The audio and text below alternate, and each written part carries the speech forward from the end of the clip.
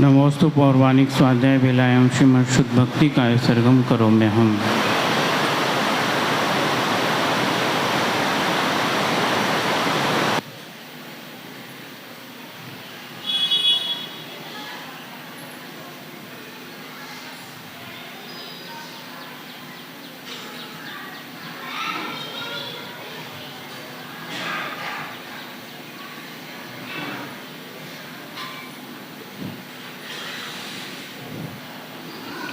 ओकार बिंदु संयुक्तम नित्यम ध्यायन्ति योगिनः कामदम मोक्षदम चे ओंकाराय नमो नमः। अविरल शब्द गरोग प्रक्षाल सकल भूतल मल कलंका मुनि विपासित तीर्था सरस्वती हरतु नो दुरितम अज्ञानतिमिरान्धानां ज्ञानाञ्जनशलाकया चक्षुर्मिलितं येन तस्मै श्री गुरुवे नमः।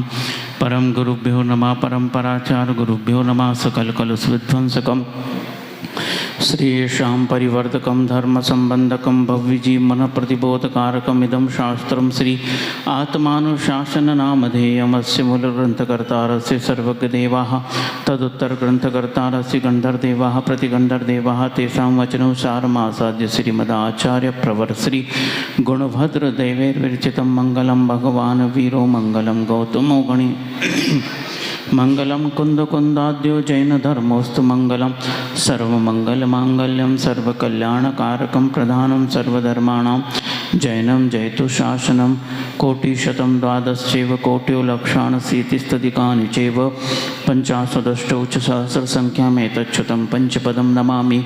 अर्हन्तभासियत्तं गणहरदेवैः गन्धियं सम्मं पडमामि भक्तिजत्तो सुतनान्महोवें शिरसा इच्छामन्ते शुद्धभक्ति कावसुगो कोतसालोच्यमंगो वंगपेणे पाहुड़े पर्यम सुत पड़माणी योग पूव गए चुलिया चेव सोता तय तुई धम्मकायम सैणच कालवंचेमी पूजेमी वंदामि नमं स्वामी दुख को कमको वो इलाओ सुगे गणम समाय मनम जिनगुण संपत्ति हो मज्जम।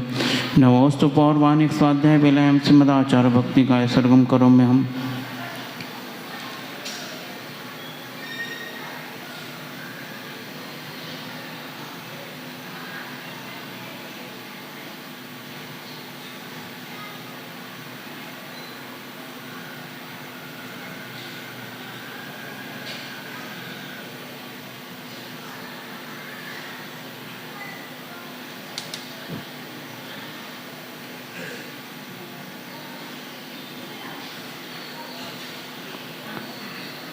श्रुत जलधि पारगेभ्य स्वपरमत विभावना पटुमतिभ्य सुचरित तपोनिधिभ्यो नमो गुरुभ्यो गुण गुरुभ्य 36 गुण समग्गे पंच विहाचार करण सुंदर से शिष्याणुग कुशले धम्मायरी सदा वंदे गुरु भक्ति संजमेणया तरंत संसार सायरम गौरम चिन्नन्ति अट्टकम्मं जम्मण मरणं न पावेन्ति ये नित्यं व्रतमंत्र होम निरता ध्यानाग्निहोत्राकुला षट्कर्मा विरतास्तपो दंदना साधु क्रिया साधवा शील प्रावरणा गुण प्रहरणा चंद्रार्क तेजोदिका मोक्षद्वारक पाठ पाटन भटा प्रीणंत माम साधवा गुरवः पांतु नो नित्यं ज्ञान दर्शन नायका चारित्राणोर गंभीरा मोक्ष मार्गोपदेशका इच्छामन्ते आयरी भक्ति काओ सगुगत सालोच्यो सम्मनाण सम्मदंसन संचर्योत्ताणं पंचविहाचारणं आयरियाणं आयरादि सुदनाणम उदेश्याणम उभचारणम तीरेण गुणपालयाणम सव्वसाणम सैनिचकालम अंचेमी पूजेमी वंदामि नमं सामी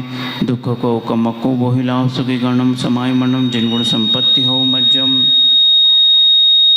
लक्ष्मी निवास निलयम विलीन विलयम निधाय रदिवीरम आत्मानुशासनमहं वक्षे मोक्षाय भव्यानाम्।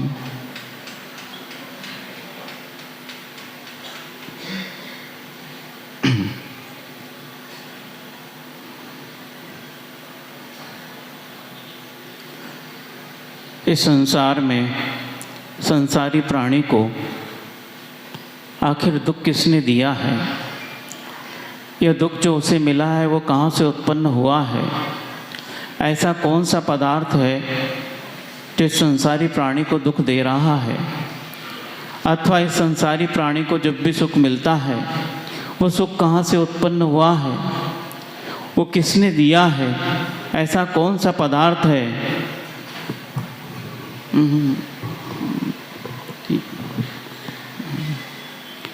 ऐसा कौन सा पदार्थ है जो संसारी प्राणी को सुख दे रहा है।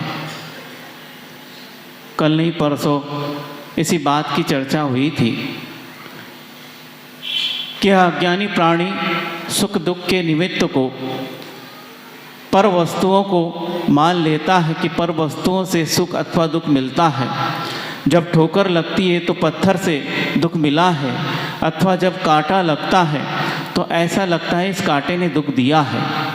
बंधुओं, मान लो जब पत्थर से ठोकर लगी है और दर्द हुआ ही है, और उस वक्त ध्यान से सुनना, अभी पत्थर से ठोकर लगी ही है और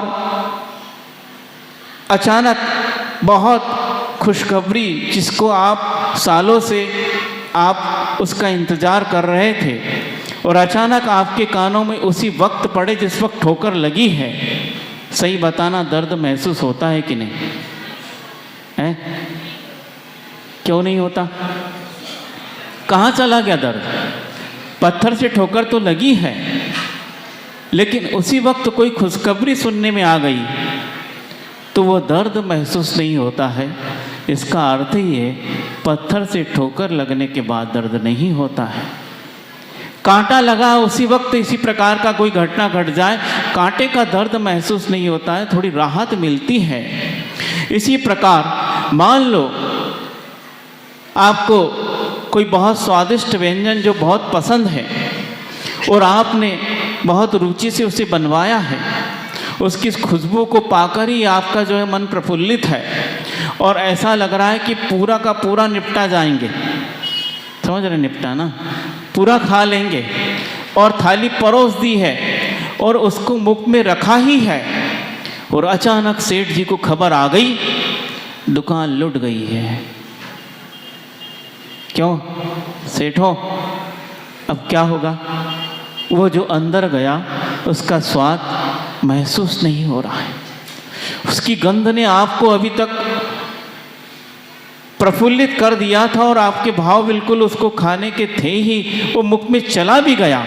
लेकिन जैसे ही एक दुख भरी घटना का आपने श्रवण किया और वो सारा का सारा माहौल बदल जाता है। इससे भी यह सिद्ध होता है कि वह पदार्थ आपको सुख नहीं दे रहा है। जिस प्रकार उस पदार्थ ने दुख नहीं दिया तो इस पदार्थ भी नहीं सुख नहीं दिया है। तो आखिर सुख और दुख मिला कहाँ से, किससे उत्पन्न हुआ है? हम इसी बात में भ्रमित हो जाते हैं। जिस व्यक्ति की पर की ओर दृष्टि होती है, बाहर की ओर दृष्टि होती है, वह व्यक्ति हमेशा इन बाहरी पदार्थों में ही सुख दुख खोजता है, कभी अपने अंदर झांक कर नहीं देखता है, उसकी कभी अंतर्दृष्टि नहीं हो पाती है। इसीलिए आचार्य परमेष्ठी ने उसे समझाने के लिए इस प्रकार के ग्रंथों की रचना की है कि भोले प्राणी, हे अज्ञानी प्राणी, इस अज्ञान को छोड़ के कोई दूसरा पदार्थ तुझे सुख और दुख देता है, ये तेरी केवल मान्यता है। उन पदार्थों के प्रति तेरा जो स्वरूप का विपर्यास है, इस स्वरूप को तू समझ नहीं पा रहा है, उस स्वरूप के प्रति तुझे अज्ञान भाव है। सही स्वरूप की यदि जानकारी हो जाएगी कि जड़ पदार्थ पर पदार्थ का स्वरूप क्या है और मेरी आत्मा का स्वरूप क्या है, तो तेरा अज्ञान मिट सकता है। और उस अज्ञान को मिटाने के लिए आचार्य परमेष्ठी कहते हैं ये सुख और दुख जो भी मिलते हैं वे स्वयं अपने किए हुए पूर्वकृत कर्म हैं, कहीं बाहर से नहीं आते, स्वयं अपने अंदर से आ रहे हैं।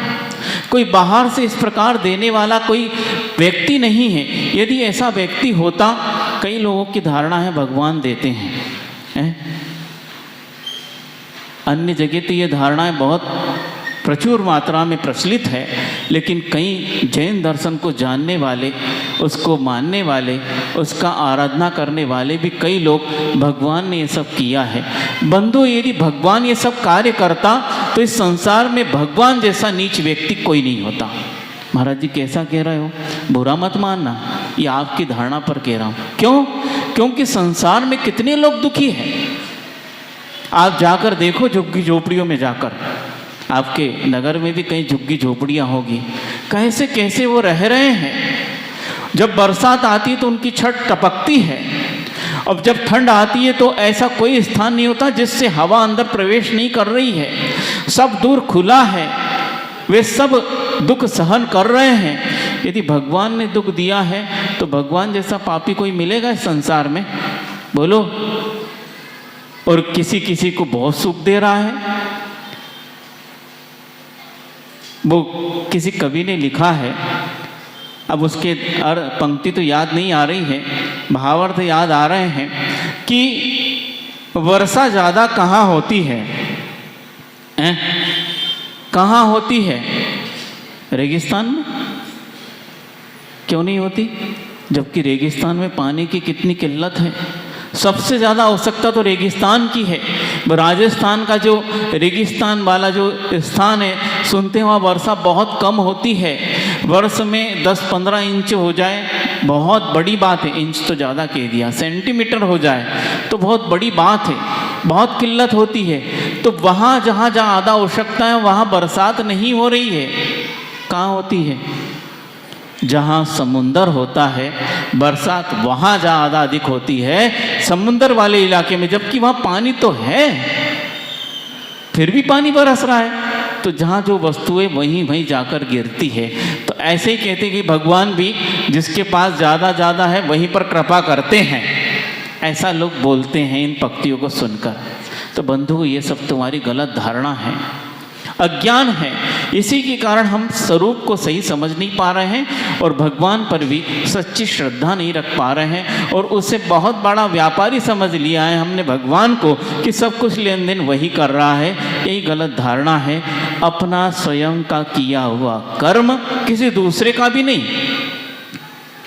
मान लो यदि भगवान ये सब कुछ देते लेते हैं तो उन्होंने तो तपस्या कर ली तो सबको मुक्ति हो जाए।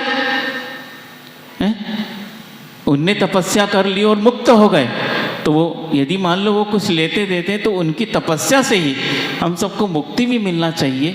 लेकिन ऐसा नहीं होता है, क्योंकि सब व्यक्ति को अपना अपना कर्म फल दे रहा है और उसके निमित्त से ही ये सारी क्रियाएं हो रही हैं। तो कोई पर पदार्थ इस सुख दुख में निमित्त नहीं है।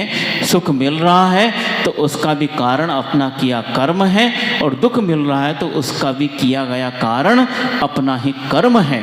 सुख मिलता है तो पुण्य कर्म के उदय से और दुख मिलता है तो पाप कर्म के उदय से।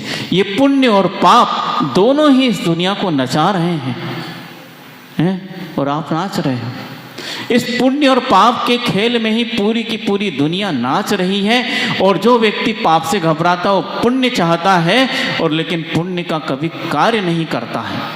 बस इसी बात को समझाने के लिए आचार्य गुणभद्र स्वामी तैयार हुए हैं कि इस पुण्य और पाप के माध्यम से ही जीव सुख और दुख को प्राप्त कर रहा है। जब पुण्य का उदय आता है तो उसके आसपास इस प्रकार का वातावरण निर्मित हो जाता है कि सारा का सारा उसे सुख रूप प्रतीत होता है। कुछ भी उसे वस्तु मिलती है तो वो सुख रूप प्रतीत होती है, उसे सुख देने लगती है। और तत्काल ही यदि उसी क्षण यदि दुख का उदय पुण्य पाप का उदय आ जाए तो सारा का सारा वातावरण ऐसा लगता है कि हमें काटने दौड़ रहा है। ऐसे बोलते हो ना, जब मान लो घर से भरा पूरा है, शादी का माहौल है और बहुत भीड़ है, अच्छा लग रहा है और जैसी शादी निपटी और सब मेहमान खाली करके चले जाते और घर खाली हो जाता तो क्या बोलते हो? बोलो। घर काटने को दौड़ रहा है। काटता है किसी का घर? क्या हो गया? वो वातावरण बिल्कुल नीरस हो गया है। पहले पुण्य का उदय था तो पूरा वातावरण सरस था, हमें वो लुभावना लग रहा था। लेकिन जैसे ही पाप का उदय आया तो वो वातावरण जो पहले लुभावना लग रहा था वही का वही हमें नीरस लगने लगता है और ऐसा लगता है इससे हमें दुख उत्पन्न हो रहा है। तो आचार्य परमेष्ठी कहते वह वातावरण ऐसा कोई पदार्थ नहीं है जो सुख दुख दे रहा है, वो अपना ही किया गया कर्म है जो पुण्य और पाप के रूप में फलित होता है। तो आचार्य कहते ये पुण्य पाप आता कहाँ से है? कोई दुकान होगी, जैसे हीरे जवाहरात सोने चांदी की दुकान है या गल्ले की दुकान है, किराना की दुकान है, कपड़े की दुकान है, जो आवश्यकता पड़ती खरीद कर ले आते हैं। ऐसी कोई खुरई में पुण्य और पाप की दुकान होगी? है कोई सी की? या भगवान कहीं से दे देते होंगे या कोई व्यक्ति ऐसा होगा जिसके पास ये रखा और वो दे देता होगा? ऐसा नहीं है। पुण्य पाप भी अपनी ही क्रियाओं के माध्यम से आते हैं। तो कैसे आते हैं? तो आचार्य उमा स्वामी महाराज जी ने तत्वार्थ सूत्र नाम का संस्कृत में एक महान ग्रंथ लिखा है, और संस्कृत में सूत्र के रूप में लिखने वाला वो प्रथम ग्रंथ है। उसके पहले प्राकृत में कई गाथा ग्रंथ लिखे गए हैं, लेकिन संस्कृत में सूत्रात्मक ग्रंथ लिखने का श्रेय प्रथम उमा स्वामी महाराज जी को जाता है, और बहुत ही विस्तृत और बृहद ग्रंथ लिखा है। उन सूत्रों में उन्हें जिनागम का सार भर दिया है, और कहते हैं कि जैन दर्शन की रीढ़ उसे मानते हैं, बहुत प्रचलित वह ग्रंथ है। और उसमें उन्होंने 10 अध्यायों में 7 तत्वों का, 6 द्रव्यों का, 9 पदार्थों का वर्णन किया गया है। और इसके अलावा कोई और न तो तत्व होता है, न पदार्थ होते हैं, और न ही द्रव्य होते हैं। सारा का सारा वर्णन उसमें आया है। और उसमें एक ऐसा अध्याय है जिसे आचार्य परमेष्ठी हमेशा उस अध्याय की, हालांकि सभी अध्याय अच्छे हैं, एक एक सूत्र बिल्कुल छटे हुए हैं, लेकिन छठा अध्याय आचार्य परमेष्ठी कहते हैं छठा ही है, क्योंकि उसमें सारा का सारा आपका कोरा चिट्ठा खोल दिया है। पूरा बही खाता जैसा है वो। बही खाता मतलब आप बही खाते में क्या लिखते हैं? क्या लिखते हैं? किससे लेना किससे देना, पूरा हिसाब किताब लिखते ना। इसी प्रकार ये सांसारिक हिसाब किताब तो बही खाते में लिखा जाता है, लेकिन जो हमारे जीवन की किताब में लिखा जाता है उसका सारा का सारा कोरा चिट्ठा बही खाता उस छठे अध्याय में लिखा है कि आपने क्या किया, उससे आपको क्या मिला, आपने किस प्रकार का भाव किया, क्या मिला, किस प्रकार के वचन की प्रवृत्ति की तो क्या मिलेगा, और किस प्रकार की काय चेष्टा की उससे क्या मिलेगा, सारा वर्णन किया गया है। उसी में उन्होंने एक सूत्र लिखा है कि पुण्य और पाप की उत्पत्ति होती कैसे है। शुभः पुण्यस्या शुभः पापस्य, बहुत छोटा सूत्र है और बहुत छोटे अक्षर है। शुभ जो योग है, योग अर्थात मन, वचन और काय की जो प्रवृत्ति है उसका नाम योग कहा गया है। तो शुभ मन की, शुभ वचन की, शुभ काय की जो प्रवृत्ति है उसके माध्यम से पुण्य कर्म की उत्पत्ति होती है, और जो अशुभ मन है, अशुभ वचन है और अशुभ काय है उसके माध्यम से पाप की उत्पत्ति होती है। पुण्य और पाप की उत्पत्ति में यदि कोई निमित्त है तो हमारा ही शुभ योग और हमारा ही अशुभ योग, अशुभ योग उसमें निमित्त कारण है, कोई दूसरा व्यक्ति नहीं, हमारा स्वयं का। दूसरे की शुभ प्रवृत्ति हमारे काम नहीं आ सकती, दूसरे की अशुभ प्रवृत्ति हमारे काम नहीं आ सकती, लेकिन हमारी स्वयं की शुभ प्रवृत्तियाँ और अशुभ प्रवृत्तियाँ पुण्य और पाप में निमित्त होती है। बंधु, पता ही नहीं चलता कब हमने ये कार्य कर दिया है, लेकिन जब कर्म उदय में आता है तो रोना आता है। कोई भी व्यक्ति जब भी कर्म बांधता है, बांधते समय किसी को रोना नहीं आता क्या? जब कर्म बंध रहा है किसी को रोना नहीं आता, लेकिन जब वो उदय में आता है और उसका फल मिलता है तब हमें रोना आता है और हंसना आता है। कर्म बांधते समय कोई कुछ नहीं करता, लेकिन उदय में समझ में आता है कि हमने क्या किया है। तो आचार्य परमेष्ठी कहते हैं यदि आपकी शुभ प्रवृत्ति हुई है तो नियम से पुण्य का बंध होगा, और अशुभ प्रवृत्ति हुई है तो नियम से पाप का बंध होगा। और बैठे बैठे कब हो जाता है पता ही नहीं चलता, कैसे मन की अशुभ प्रवृत्तियां होती हैं। आपके घर के सामने उदाहरण के तौर पर दे रहे हैं, और ये सबके साथ घटित होता है। एक उदाहरण हम दे रहे हैं, लेकिन अपने अपने लिए लगा लेना, क्योंकि हर किसी के भाव को हम तो बता नहीं सकते, लेकिन ऐसे भाव हो जाते हैं और कब होते हैं पता नहीं चलता। होने के बाद ऐसा लगता हमने तो कुछ किया ही नहीं है, लेकिन हमेशा सोचते वक्त ध्यान रखो, सचेत रहो हम क्या क्या सोच लेते हैं और कहाँ कहाँ तक पहुँच जाते हैं। मन की गति इतनी तेज होती है कि एक व्यक्ति जिसके पास घर है, अच्छा घर है, 3-4 खंड की मंजिल बनी, बिल्कुल पक्का है, सामने एक घर है, झोपड़ा है, क्या है, झोपड़ी है, कच्ची है, लेकिन वो भी सुख शांति से रह रहा है। और वह सामने वाला जिसके पास पक्का मकान है वो कई बार सोचता है कि देखो यार, मेरा मकान तो इतना अच्छा बना है, इस सामने वाला झोपड़ा थोड़ा सा यदि मान लो खटकता है। क्यों खटक रहा है? क्यों खटक रहा है? क्योंकि वो क्या बोलते हैं, आसपास का वातावरण एकदम लोकेशन अच्छी नहीं आ रही है। एकदम अच्छा पक्का मकान और एकदम सामने कच्चा मकान अच्छा नहीं लगेगा। वो सोचता है ये पक्का मकान बन जाए, मैं इसकी ज़मीन खरीद लूँ, यहाँ अच्छा पक्का मकान बना लूँ। विचार कर रहा है, ये स्वयं विचार कर रहा है। अचानक उस व्यक्ति का पाप पुण्य कर्म का उदय आएगा और छप्पर फाड़ के आ गया। किसका? झोपड़े वाले का। अब उस व्यक्ति का जब पुण्य उदय आया और हाथ में जो कुछ माल आया, उसने सोचा आज तक मैं झोपड़े में रहता हूँ, फटा पुराना झोपड़ा है, क्यों न इसको अब गिरा कर पक्का बना लो। अब वो भाई साहब ने गिराया और पक्का बनाना चालू हुआ। अभी सेठ जी क्या सोच रहे थे कि मैं इसको खरीद कर अच्छा बना लूँ तो यहाँ की भी जो है लोकेशन अच्छी हो जाए, पूरी अच्छी कॉलोनी है, यही अकेला मकान है। अभी तो ये सोच रहे हैं।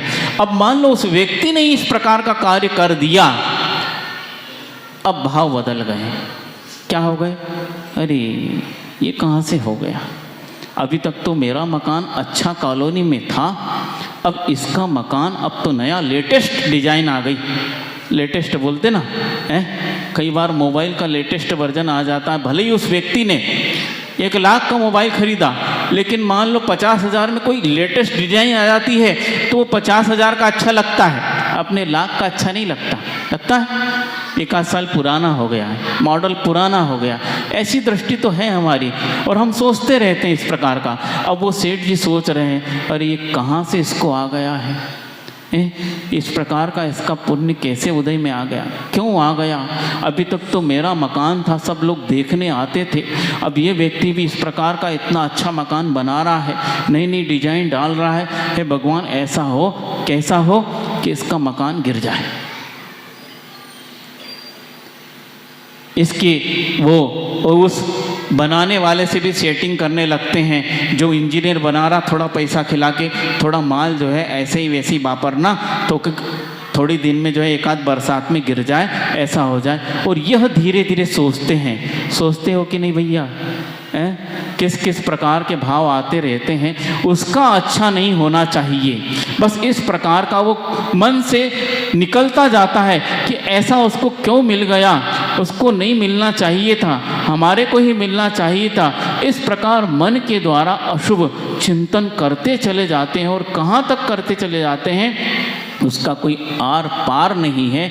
और जैसे चिंतन आपने प्रारंभ किया, निश्चित रूप से कर्म का बंध शुरू हो जाता है। कोई ऐसा नहीं है आपको क्षमा कर देगा। हाँ, आज भारत के न्याय में भी जो है क्या भ्रष्टाचार ने घूसपेट कर ली है। वो न्याय करने वाले जज भी बिक सकते हैं, लेकिन कर्म ऐसा जज है जिसको कोई घूस नहीं दे सकता। भगवान नहीं दे सके तो तुम कौन से खेत की मूली हो? हैं? भगवान भी रिश्वत दे देते थे। चक्रवर्ती इतना धन है उसके पास, वो रिश्वत देते था कर्म को कि भैया मुझे मत सताना। कोई नहीं दे सका। उसके समान जजमेंट करने वाला आज तक कोई नहीं मिला।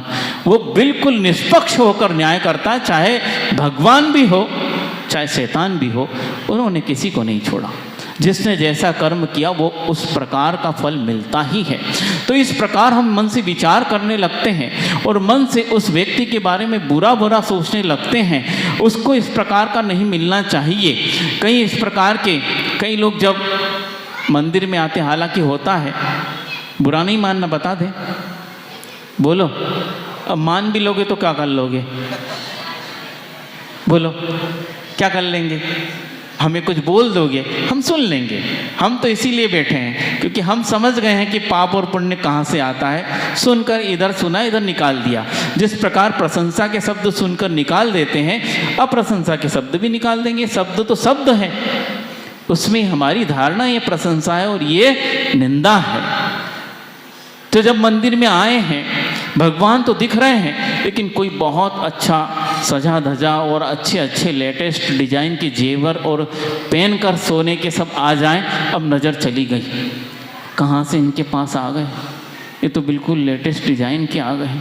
हमारे पास भी है और भारी ही है, 50 ग्राम के होंगे, भले ये 25 ग्राम के हैं, लेकिन ये सुंदर दिख रहे हैं। हमारे पास ऐसा नहीं है। इनके पास इस प्रकार कैसा आ गया? इनके पास नहीं आना चाहिए था। ऐसा हो जाए, कहीं घूम जाए तो अच्छा मज़ा आ जाए। इस प्रकार के भाव आ जाते हैं। देर नहीं लगती है कब कैसे भाव आ जाते हैं हमें पता नहीं चलता है, और इस प्रकार का मन से दुर्चिंतन कर लेते हैं, और अपने बारे में नहीं दूसरे के बारे में, क्योंकि हमारी नज़र इस प्रकार की ईर्ष्यालु हो जाती है, बहुत जल्दी ईर्ष्या हो जाती है, और हम बुरा चिंतन करने लग जाते हैं और सोचते हैं हमने तो किया नहीं, कौन देख रहा है।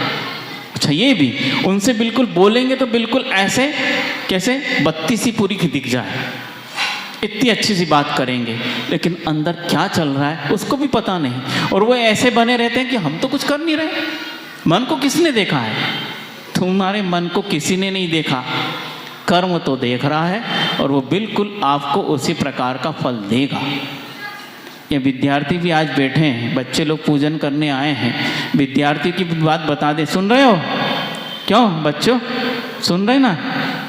स्कूल में पढ़ने जाते हो, आपके यहाँ भी एक एक स्कूल में कई विद्यार्थी होते हैं, कुछ विद्यार्थी आपसे ऊपर होते हैं, टॉप करने वाले, और आप भी टॉप करना चाहते हैं। अब कई विद्यार्थी बेचारे, बच्चे के मन में ऐसा नहीं आता, लेकिन जैसे जैसे वो बड़े होते जाते ना, और कंपटीशन तेज होता जाता है, बड़ी बड़ी कक्षा में जाने लगते, तो इस प्रकार के भाव आते हैं। अब वो व्यक्ति पढ़ने में बहुत होशियार है और बिल्कुल होमवर्क भी अच्छा करके आया है, अब इसका होमवर्क हुआ नहीं, अब पड़ेगी तो मार, उसको भी मार पड़नी चाहिए। कैसे पड़ेगी? उसका होमवर्क तो हो गया, धीरे से जाके कॉपी निकाली, फाड़ दी, उसको पता ही नहीं चला क्या हुआ। अब टीचर ने देखा, करके तो होमवर्क लाए थे, कहाँ है? नहीं, उसको मार पड़ रही है। हमको भी मार पड़ने वाली पक्का है, लेकिन उसको पड़ रही तो बड़े खुश हो रहे हैं, क्योंकि टॉपर को मार पड़ जाए मजा आ गया, भले हमको पड़ रही। इस प्रकार का भी दुर्चिंतन होता है। ये क्या है? तो इसी प्रकार का होता है। बहुत एक अच्छी घटना याद आ गई कि देखिए व्यक्तियों के बच्चों के मन में कैसा आता है। हालांकि बहुत बड़ा था, वो बहुत बड़ा कोर्स कर रहा था एक लड़का, और उसने हमें आकर इस प्रकार का प्रश्न पूछा कि बहुत इंटेलिजेंट लड़का था और अच्छी पढ़ाई करता था, और हर क्लास को एक बार में उसने टॉप करके पास किया था, और उस वक्त वह सीए फाउंडेशन का कोर्स कर रहा था, और एक एक बार में ही उसने परीक्षा पास कर ली थी, फाइनल में था। और उस वक्त उसके मित्र का फ़ोन आया कि भाई यार, तुम तो बहुत इंटेलिजेंट हो, पहले से ही थे, और मुझे पढ़ने में थोड़ी तकलीफ़ हो रही है, कुछ कॉन्सेप्ट क्लियर नहीं हो रहे हैं, थोड़ा मेरी मदद करो। तो उस वक्त उसने आनाकानी कर दी और उसे नहीं बताया। दूसरे दिन वो दर्शन करने आया, उस वक्त संग हम सब वहाँ विराजमान थे उसके नगर में। वो आया दर्शन करने, उसने पूछा, महाराज जी कल रात ऐसी घटना घटित हुई, मुझे क्या करना चाहिए? हालांकि उसने क्रिया तो कर ही दी, फिर भी प्रश्न पूछा कि उस दोस्त का मेरे पास फ़ोन आया और उसने मुझसे सहायता मांगी, पर मैंने ये सोचकर नहीं दी सहायता कि मैं इसके लिए पीछे लग जाऊंगा तो मैं अपना जो अध्ययन वो नहीं कर पाऊंगा, और मैं अध्ययन नहीं कर पाऊंगा तो मैं फेल हो जाऊंगा। मुझे उसे बताने में कोई परेशानी नहीं थी, लेकिन मेरा समय जो है फालतू चला जाता और मैं अपना अध्ययन नहीं कर पाता। हमने कहा बहुत बड़ी गलती कर दी। अब तुम्हें यदि मान लो एक दिन में 48 घंटे भी मिल जाए तो तुम पास नहीं हो सकते। महाराज जी क्या कह रहे हैं? बद्दुआ तो मत दो। बद्दुआ मैं नहीं दे रहा, तुम्हारे कर्म ने बद्दुआ दे दी। कैसे महाराज जी, आप समझाइए तो। यदि मान लो उस मित्र ने आपसे सहायता मांगी, अपना सारा काम छोड़कर उसको दो, महाराज समय चला जाएगा। आपको मान लो 2 घंटे 4 घंटे उसको समझाने में लगा, और आपका जो पढ़ाई का जो पीरियड था, जो आपके पास जो कोर्स है, उसे पढ़ने में आपको 8 घंटे लग रहे। कोई बात नहीं, उसमें से 4 घंटे आप उसको दे दो, अच्छे से समझा दो, उसकी सहायता बिल्कुल निश्चल मन से और शुद्ध भाव से कर देना। तुम उसको जब सहायता कर दोगे और उसके बाद देखना कि जो 8 घंटे में तुम चैप्टर पढ़कर याद कर पाते हो वो 2 घंटे में याद नहीं हो जाए, तो फिर मेरे पास आना। फिर का वो 8 घंटे का चैप्टर 2 घंटे में याद हो जाएगा, क्योंकि तुमने दूसरे की सहायता और अपने अमूल्य समय में समय निकालकर उसकी सहायता की। तुझे इसका फल पक्का मिलेगा। उस व्यक्ति ने दूसरे दिन जो है उसको फ़ोन किया और कहा भाई मुझसे गलती हो गई, बता तुझे क्या चाहिए। और उसने उससे प्रश्न पूछे, जो भी पूछे, और उसने सहायता की। उसको घर बुला लिया और उसको पढ़ा दिया। उसके बाद उस व्यक्ति ने अपना चैप्टर पढ़ना प्रारंभ किया। 2 घंटे हमने ज़्यादा के दिए थे, उसने 1.5 घंटे में वो चैप्टर पूरा याद करके हमारे पास आ गया। महाराज जी आपने बिल्कुल सही बताया। हमने कहा हमने नहीं बताया तो आचार्य ने बताया है। आप यदि निश्चल मन से किसी की सहायता करोगे और उसमें कभी भी ये नहीं तोलोगे कि इसका फायदा हो जाएगा, मेरा नुकसान हो जाएगा, यदि वह सही है और आपने किया है तो आपका नुकसान तो कोई करने वाला नहीं। इस लोक में कोई ऐसा दमदार व्यक्ति नहीं मिलेगा जो आपका नुकसान कर देगा। आपकी सहायता तो उस पुण्य ने अपने आप कर दी, जो पुण्य उसकी सहायता करके आपने बांधा है, तो अपने आप आ ही गया है। तो इस प्रकार हम दुर्चिंतन करके अपने ही मन को ऐसा गंदला कर लेते हैं कि वो ऐसे पाप कर्म का बंध कर लेता है, और जब उदय में आता है तो हम रोने लगते हैं। तो बंधुओं, मन के द्वारा ऐसा चिंतन कई बार होता है, सचेत हो जाइए। ये सब की क्रियाएं हैं, इसमें कोई अछूता नहीं है। कोई थोड़ा सा करता है, कोई ज़्यादा करता है, करते सब हैं, क्योंकि सबके पास राग द्वेष ईर्षा पल रही है, इसीलिए। लेकिन जो मुनिराज हैं, जिन्होंने राग और द्वेष में समभाव रखना सीख लिया है, वे इस चिंतन से बहुत परे होते हैं। संसारी प्राणी ने राग द्वेष को जीतना सीखा नहीं है, इसलिए सहज ही उसकी वृत्ति नीचता की ओर चली जाती है और मन के द्वारा इस प्रकार का चिंतन कर लेता है। वो ये क्यों नहीं सोचता है कि अशुभ मन की प्रवृत्ति हो गई, और उसी मन की शुभ प्रवृत्ति क्या है। मान लो उसको मिल गया है, पुण्य के उदय से उसका झोपड़ा परिवर्तित होकर मकान बनने लगा है। देखो बेचारा कितना गरीब था, एक एक दाने को तरसता था और कितनी मेहनत करता था। आज उसका ऐसा पुण्य आया है और इसका ऐसा झोपड़ा था, बेचारा बरसात में टपकता था, रात को सो नहीं पाता था, और ठंड में भी ऐसी ठंड लगती थी कड़ाके की, ओढ़ने के लिए जो इसके पास रजाई भी नहीं थी, और बेचारा दिन रात परेशान होता था। आज उसका पुण्य कर्म का उदय आया है, और ऐसा उदय आया है, पूर्व में उसने इस प्रकार का धर्म कार्य किया होगा और उसका उदय आया है, और आज उसका झोपड़ा जो है पक्के मकान में परिवर्तित हो रहा है। ये पुण्य की महिमा है। ऐसे सारे संसार को धर्म करना चाहिए, भगवान इसी प्रकार उसका मन धर्म में लगा रहे। ये सोचना नहीं आता ना, आता है, इससे पाप का बंध होता है महाराज जी, इसलिए सोचते नहीं ऐसा हम। हाँ, हम जैन धर्मी हैं, है ना? बोलो तो, सो गए हो क्या? सोए तो हो अनंत काल से, भले ही जागते हुए चलते फिरते दिख रहे हो बंधु, आपकी आत्मा तो सोई ही है। इस प्रकार का चिंतन दोनों में हो रहा है। मन को रोकने की हम बात नहीं कर रहे हैं, आप रोक भी नहीं पाओगे। आप मन की गति को और बढ़ाइए, पर थोड़ा सा डाइवर्सन दीजिए। हम इस प्रकार का चिंतन कर सकते, क्यों अच्छा चिंतन नहीं कर सकते हैं? उसके पुण्य की अनुमोदना क्यों नहीं कर सकते हैं? ये धर्म का फल है। उस व्यक्ति ने धर्म करके ये पुण्य कमाया है और आज उदय में आया है। ये धर्म के बिना इस प्रकार का पुण्य उदय में आ नहीं सकता, इसलिए धर्म की प्रशंसा करनी चाहिए। उसने जो धर्म किया उसका फल भोग रहा है। भगवान ऐसे ही सारे संसार के जो दुखी प्राणी हैं, उनके जीवन में भी ऐसा धर्म आ जाए और पुण्य आ जाए तो उनके जीवन से दुख नष्ट हो जाए। इस प्रकार की भावना करने में आखिर लगता क्या है? हींग लगे ना, कोई ऐसी कहावत है, फिट करी रंग चोखा है। ऐसे ही तो है, क्या लग रहा है इसमें? सोचना भर है, तुमसे कोई पैसा थोड़ी मांग रहा है, तुमसे तुम्हारा सुख थोड़ी मांग रहा है। कोई मांगा है किसी ने? बैठे बैठे सोचना है। हम इतना भी नहीं कर पा रहे बंधुओं, और उल्टा, और कर तो रहे हैं, ऐसा नहीं कि कुछ नहीं कर रहे हैं। हम तो महाराज जी कुछ नहीं कर रहे हैं, ये तो छलावे की बात है, हमें उल्लू बना रहे हो। हम बनेंगे नहीं, हाँ, क्योंकि सब पता है कर कुछ नहीं रहे, ऐसा नहीं, सोच तो रहे हो लेकिन विपरीत सोच रहे। बस मन की प्रवृत्ति को थोड़ा बदलना है, इसी से पुण्य का बंध होता है। क्योंकि शुभ प्रवृत्ति जब होती है तो पुण्य का बंध होने चालू हो जाता है, और अशुभ प्रवृत्ति होती तो पुण्य पाप का बंध चालू हो जाता है। तो मन को डाइवर्स देना है। जब भी आपके मन में ऐसे बुरे विचार आने लगे, पंक्ति याद कर लो कि शुभ पुण्यस्या शुभ पापस्य। कितना बड़ा सूत्र है, जमाने भर की याद है, इतना याद नहीं कर रहे। अशुभ प्रवृत्ति हुई तो पाप का बंद हो जाएगा बाबा, और पाप का उदय आएगा, दुख मिलेगा। इसीलिए ध्यान रखो, अशुभ प्रवृत्ति नहीं करना। तुरंत अपने आप को सचेत कीजिए, अपने आप को उपदेश दीजिए। जैसे ही मन अशुभ में विचारों में आए, तुरंत उसे रोकिए। और करके कुछ कर नहीं लोगे कि तुम्हारे सोचने से उसका मकान गिर जाए, है इतनी ताकत कि सोचा और गिर गया। जब तक उसके पुण्य का उदय है तुम उसका बाल भी बांका नहीं कर सकते हो।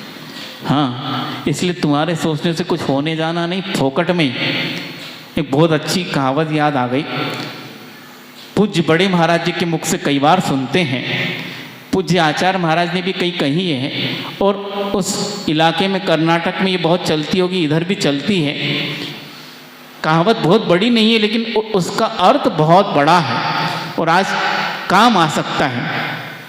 खाया पिया कुछ नहीं, गिलास फोड़े 12 आना। अर्थ समझ में नहीं आएगा, धीरे धीरे समझाएंगे। खाया पिया कुछ नहीं और गिलास फोड़े 12 आना। एक व्यक्ति होटल में, 12 आना मतलब कितने होते हैं, किसी को याद है? आज चलता ही नहीं महाराज जी, हमारे समय चलता था 75 पैसा। 12 आना मतलब उस वक्त का 75 पैसा आज 75 रुपये के बराबर होगा, ये जब कहावत बनी होगी, या 7500 के बराबर होगा।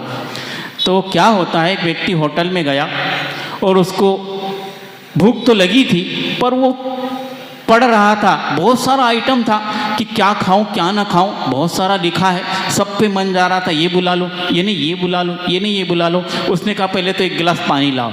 उसने जो है पानी बुला तो लिया और ऐसा देख रहा था क्या करूं क्या करूं, ये नहीं ये नहीं ये नहीं, ऐसा हाथ जो है किसको लग गया, गिलास को। अब गिलास कहाँ गया, कांच का था, नीचे गया, फूट गया। पैसे ज़्यादा थे नहीं जेब में। वेटर आया, ये क्या कर दिया आपने? क्या करे, वो हम देख रहे थे, वो हाथ लग गया। अब कुछ भी हो, गिलास फूट गया, 12 ना लाओ, इतनी तो लाया था, अब क्या करे, लाओ। दिया, होटल से बाहर। क्या हुआ, खाया पिया कुछ नहीं, गिलास फोड़े 12 ना लाओ। पैसे तो लग गए, मिला कुछ नहीं। इसी प्रकार इस संसारी प्राणी की प्रवृत्ति है, मिलता कुछ नहीं फिर भी करते चले जाते हैं। फिट हुई कि नहीं कहावत? मन से जो चिंतन कर रहे, मिलता कुछ नहीं, या सामने वाले का बुरा हो जाए ऐसा कुछ नहीं है, लेकिन अपनी ही अंटी का पैसा चला जाता है और मिलता कुछ नहीं। उसी प्रकार इस प्रकार का चिंतन करने से अपने ही मन में पाप कर्म का बंध हो जाता है, अपनी आत्मा में, और मिलता अपने को कुछ नहीं, दुखी मिलता अपना सारा का सारा पुण्य चला गया और हमने कुछ भी किया नहीं। इस प्रकार हो जाता है, इस प्रकार मन की प्रवृत्ति होती है। अभी तो वचन की और काय की भी बची है और घड़ी में टाइम बचा नहीं है, क्या किया जाए? सीरियल है, वो तो चलता रहेगा। आज मन की सुन ली, अगली बार वचन और काय की सुनना। अहिंसा परमो धर्म की जय, बोधि समाधि परिणाम शुद्धि, स्वात्मोपलब्धि शिव शौक्य सिद्धि, चिंतामणिम